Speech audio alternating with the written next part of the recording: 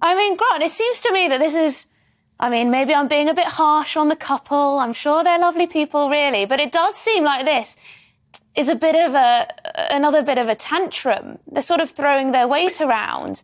Is this sort of a recognition of the fact that they've perhaps been a bit silly by stepping away from their positions in the royal family? Because it seems they want some of the benefits.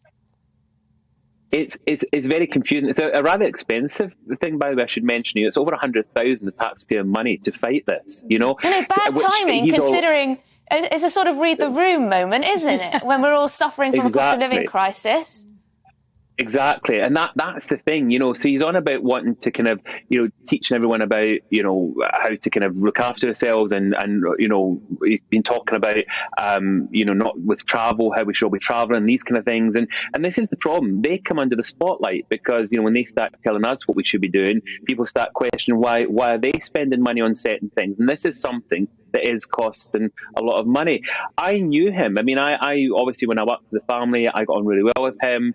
And it's really sad to see this ton of events. I still don't understand why they walked away. I've been asked that question, especially over the last year. I don't understand why they walked away, but they have walked away. And the reality is he's now in the real world. And when it comes to security, you or I cannot just go to the police and say, we want police protection.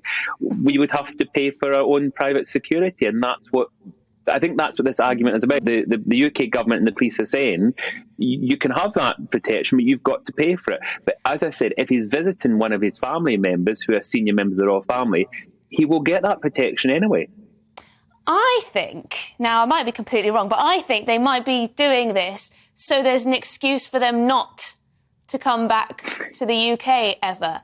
They can seem like, oh, we tried our best, but the system wouldn't work for us. So therefore, we won't be at this, you know, event. We won't be at this funeral. We won't be at this wedding. It's sort of, they're lining up their excuses. Could that be right? Because Meghan Markle is very cunning.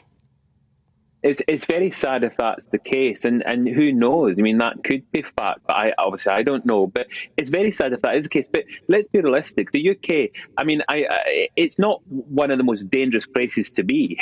You know, there's places that can be more dangerous. So that's the other bit I don't understand. And as you said, when they get invited to things, it's quite sad to say, oh, we can't get there because the UK government aren't giving us the protection. I mean, it becomes a bit ridiculous.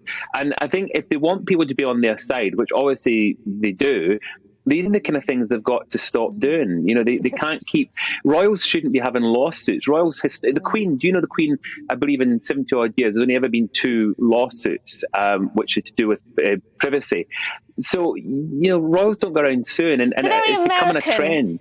It's a very American thing to do, isn't it, Grant? It's not very classy British. It's not very British. It's a bit very tacky. British. It's not the done thing. It's a bit tacky in my view. Anyway, thank you so much for joining me.